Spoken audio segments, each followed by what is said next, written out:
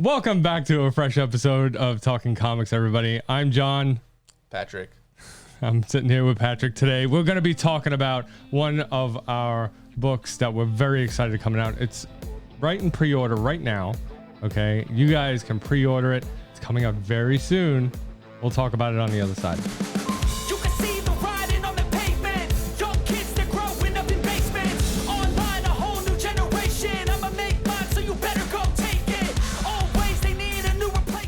All right, Pat. So, like, Sarita is a spin-off from Condrey, and like I'm very excited for it because she's very mysterious within the Condrey universe. You know, so why don't you break down a little bit of what we should expect from Sarita?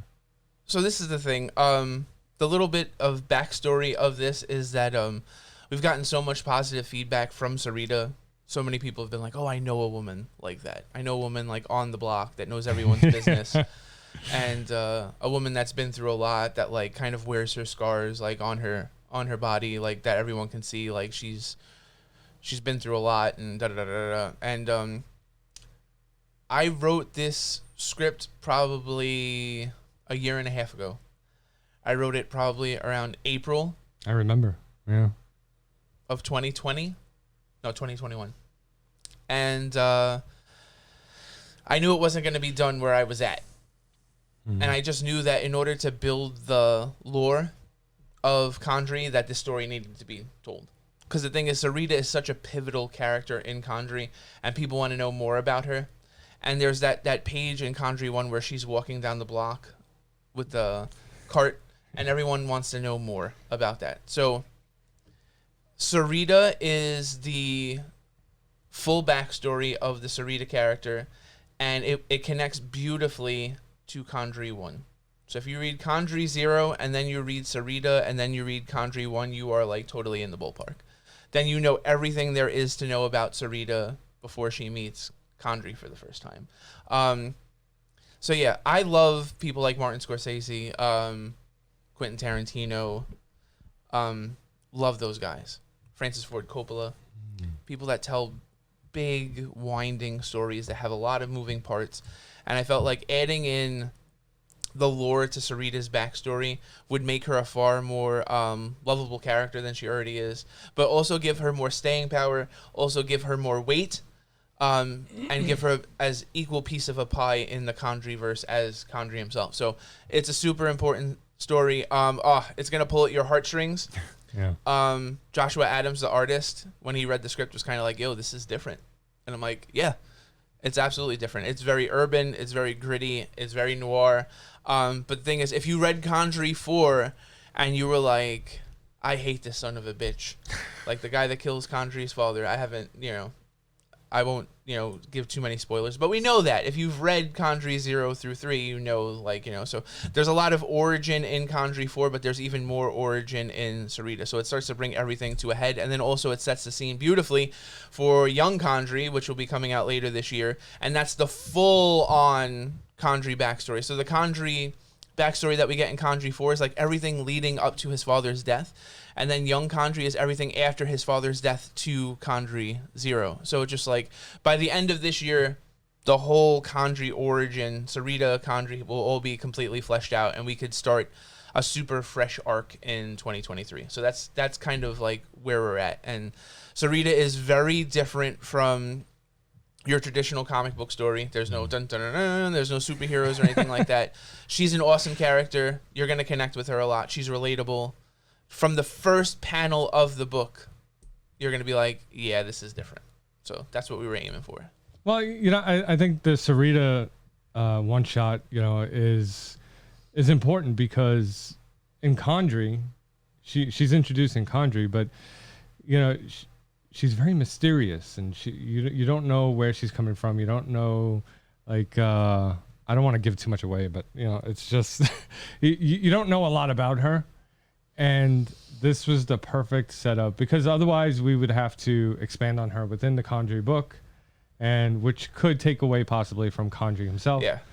So it just only makes sense that we, make a Sarita book.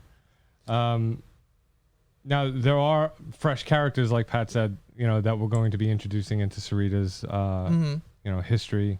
Like, I don't know if we. Well, we're gonna meet Sarita's son. Yeah. We're gonna meet her husband. Right. And we're also gonna reconnect with some of the other characters that we've seen in Condrey 4. So without giving too much away. Yeah. So the thing is, like, it all connects. So that's the thing. It's just like I joke around on another podcast talking about the Condrey verse, but this is like another layer of that. So it's just like after you read this, you're gonna be connected more to all of the characters. So this is the thing too. We're learning as we go. It's super hard to build a world in one comic. Yeah. Especially in an ash can. So like in the case of Athos, in the case of Kroom, we were like trying to build a world and a purpose around the world. Yeah. So that's why like Athos and Kroom are still like super mysterious. But like in The Job, in Legend of the Night Owl, in Condrey 4, we're very much character building. And I feel like character building, you build the world by making the character likable in that world. It's not that it's easier, but I just think it's more thought-provoking. It brings the reader in more. So the thing is, we're building the world by building the characters around it. So Sarita's one-shot is very much a character-building exercise. It's why we should care about Sarita. So by the end of it, if you don't care more about her, if you don't want to see more of her story, then we failed miserably. But I don't think that we have. I think this is probably, and I say this about every new issue that I have coming out, but I think this is the strongest work of fiction that I've written to date. So, and I just shook the camera when I did that. That's how positive I am. Like I said, I wrote this at a time where I was just like, this story needs to be written, and I knew I wasn't going to get an opportunity to write it at the company that I was at, and I decided to put my son to bed one night, and I just wrote it on my phone. And then I went back, and I started cleaning it up and editing it. And then you guys are going to see a lot of Joshua Adams in Godfoe, but his work in Godfoe is very manga-inspired. This is like his coming out party in terms of like straight sequentials, because he did this before he did Godfoe. So this is officially Joshua Adams' debut as a comic book artist. True, yeah. So, if you like a lot of the teasers that we've been Josh. posting, yeah, he did a great job. Like, he did an awesome job. So if you like his work on Godfoe, you'll love Sarita. And it's nothing against the artwork in Godfoe, but I'm much more of a fan of his work in Sarita. I love manga. Oh, sure, because you wrote it. Yeah, well, that too. But I love manga and I love anime, but it's just like I feel like the art style is more... there's more of a human connection. Like, when you read Godfoe, it's super fantastical. You're like, you know that this is like in another world, and it's like really, you have to suspend your disbelief and stuff like that, which is fine. That's cool. But I just feel like Sarita, like when you're seeing her do the things that she's doing over the course of this issue, you're just like, yeah, I know somebody like that. The facial expressions that Josh has been able to conjure up and stuff like that, they lend themselves to the script beautifully. And I just feel like if you don't like comic books, you'll appreciate this book. So can I ask you a question? Yeah. You just did. So when you were writing and creating Sarita, okay, were you naturally drawn to making her an African American? Yeah. Oh yeah. Yeah. Absolutely. And it's funny that you said that, because I think we've had a conversation about this before, where it's like, I had the owner of Lesser Known Comics tell me, you just have to be careful when you're writing characters that don't look like you. And I was like, well, what do you mean about that? Because I wanted him to explain himself. It was just like, we don't want to anger anybody, blah, blah, blah. And my whole thing is, it's just like, I come from the school of thought. I've taught literature for 16 years. I've read some of the greatest literature of all time. I know a lot about literature. And it's just like some of my favorite authors write characters that look nothing like them. Sure. That are from completely different walks of life. And so we're talking about Anton Chekhov. We're talking about Hemingway. We're talking about John Steinbeck. And the thing is, they understand the human condition. They understand what guides people, what makes people, and despite the fact that like Sarita is an older African-American woman, I see like a ton of my mother in her, I see a ton of my mother-in-law in her. I see a ton of my grandmother in her. She was made African American for the simple reason that Brooklyn is incredibly diverse. Yeah. And I've been friends, super close friends with people of all different shapes and sizes, and I've been welcomed into homes that were white, black, Asian, Hispanic, and I always felt at home. You know? And just when I was creating the character, I created this character like 20 years ago. Everything in my head made me feel that she was an African-American woman. You know? Supernatural, wasn't forced. So it's just like, there's going to be a lot of people out there that are like, oh, Deadpool. You know, the Deadpool movie, a horror from Star Trek is like his sidekick, blah, blah, blah. This was written 15 years before that movie came out. You know? So it's just a supernatural thing. It's not a pandering thing. And that's like one of the things that we pride ourselves on at Legacy is that we have organic characters, organic storytelling. And it's just like, without spilling the beans of anything else that we have going on. Like, I wrote a script the other day that had a character in it that didn't look like me. You know? But that's the thing. Go outside this house right now. Go outside this basement. And there's not a lot of people that look like me. Yeah. Maybe 25 years ago. Maybe. Probably not even. Well, Brooklyn is a very diverse place. You know? There's a ton of nationalities here, you know, and we grew up around that. So, you know, why wouldn't we write characters like that? It's just from a natural place that she was created to be the way that she is. Awesome. Bottom line. Awesome. So Sarita's a one shot. Yes. What if the reception's so good that we need to continue? Is there a continuation? Well, this comic officially ends where Condrey 1 begins. So the thing is, I love the MCU. Condrey 1 or Condrey 0? Condrey 1. Okay. So it's like the official reading list would be like Condrey 0, Sarita, Condrey 1. You know? And then probably it's like the MCU. You have to watch them all in order, you know? Yeah, you know, and DC does a lot of that stuff too. Jeff Johns has done a lot of that. There's some of that going on in Spawn too. Right. But it was just like one of the ways I wanted to like legitimize the company. Because it's like when you think of, this is the thing too, when you think of Batman, when you think of Superman, the traditional canon is effective, obviously. Yeah. But people that aren't necessarily fans of Superman and Batman, they remember The Long Halloween. They remember The Killing Joke. They remember Red Sun. Yeah. They remember Kingdom Come.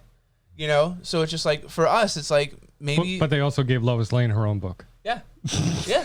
You know, and Jimmy Olsen. Yeah. So the thing is, maybe you don't like Condrey, but then you read Sarita, and you go, oh, okay. Yeah. Or maybe you like Condrey so much, and then you're just like, oh, I'll give Sarita a shot. So it's just our way, again, to give people choices. That's really like what we're going for here. Awesome. So. I can't wait for Sarita to come out. It's the first spin-off book that we've done from any of our books, because I know with Athos, there can be the possibility of other characters down the road getting their own books. I've specifically written it like that. So, you know, my hat's off to you, my friend. Thank you. You know, Sarita's awesome. I've read it. I've seen it. I've seen the art. Josh did a great job. You know, and a super collaborative experience too, because there's like a couple of splash pages where he was like, well, what if we stretch out the monologue a little bit? That was what I was going to ask you. How is it working with Josh? Cake. Yeah. Cake. Like, he did this so fast and so effectively. He's a legit comic book artist. Like, we have talented artists here, but he's fast and he's effective, high quality. Reads the script, asks questions. Yeah. Isn't just like, I will do what you say in the panel. Like, I never want that. So, like, I have to say, though, like, we've been blessed so far. Steve Condrey is the same way. Like, the conversations I've had with Steve Condrey on the job one have been so in-depth. Like, well, where is this going? That's what they'll say to me. Where's this going later? They actually want to know the story, like the background. And, you know, and it's like, I've worked with artists before that are just like, they don't ask any questions. Yeah. And they just do whatever's on there, which is fine. But I think that collaborative experience works a lot better.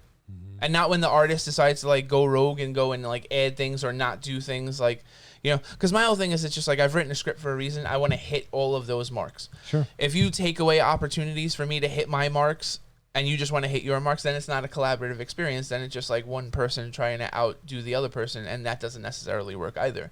So the fact that like Josh is like, I really want to add a splash page here, but I want to make it work. So like, what if we do this? I'm totally down for that. So Josh was awesome to work with, and that's why I think the art turned out so good. It was super collaborative. Awesome. Great. All right, Pat, we're at that point of the show. The segment of Truth and Justice.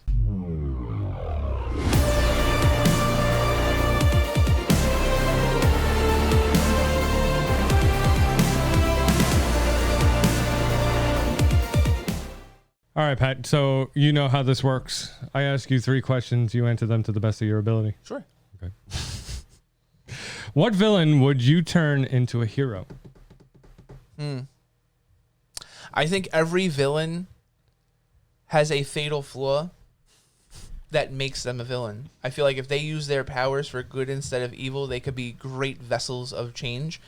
So who would be awesome as a hero? That's a villain. Lex Luthor. Lex Luthor, I mean, but Lex Luthor would be like Batman. Magneto. Just another rich guy.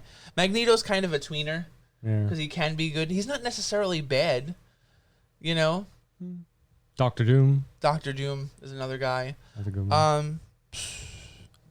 It's super hard once you go bad to go good. Doomsday. Imagine, right? But Doomsday is a guy you could never make. No.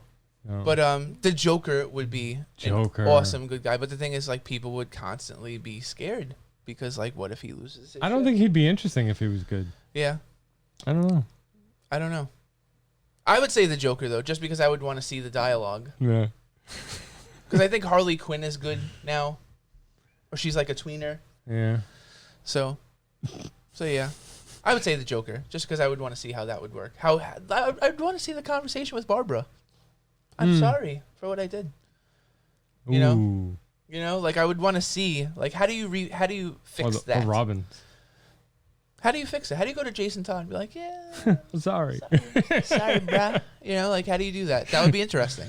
Oh, man. And I'm a dialogue guy, so I would love to see that dialogue. You know, Who's the most overrated superhero? And I'm gonna say this right off the bat. I'm gonna say, I'm sorry. he knows the answer. He knows Superman. what to say. Yeah, he's a fucking Boy Scout. Superman. I'm sorry, but I love him. But Red Sun is like one of my favorite graphic novels because I love that spin that they put on it. Kingdom Come. Kingdom Come It was great. was my favorite. Death of Superman was I really dug it a lot because you saw, like, I like seeing Superman vulnerable, but most of the time he's not. Kingdom Come, it's like he's been on Earth so long that like kryptonite doesn't even hurt him anymore. Yeah. Like, Yeah. he's just powerful. Yeah. You know, so yeah, Superman, definitely. Yeah, okay. Without a doubt. What's your favorite superhero movie? Wow. I love the Raimi Spider-Mans. Oh, I love them. I don't care. emo Tobey Maguire. Yeah. I love them. But, and this is going to be an unpopular choice. My favorite comic book movie of all time is Spawn. Really? It's so 90s, like grungy. It is very 90s, yeah. Like, it wouldn't be done today. Like, Michael J. White He's trying. They're trying to make another Spawn. Yeah, they should. John Leguizamo is, like, probably one of the best villains in comic book history. His Violator, clown, whatever you want to call it. Amazing. Michael J. White is, I mean, I love Black Dynamite, that movie that he was in. Yes. He's super underrated as an actor.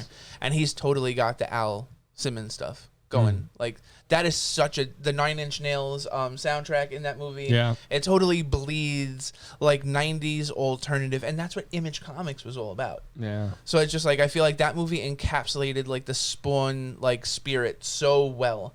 Of course, I love Guardians of the Galaxy. I love all the Marvel movies. Yeah. Because they're fun. Good. Yeah, I love, what was the Thor movie? The last Thor movie. Love and Thunder? The one before Love and Thunder.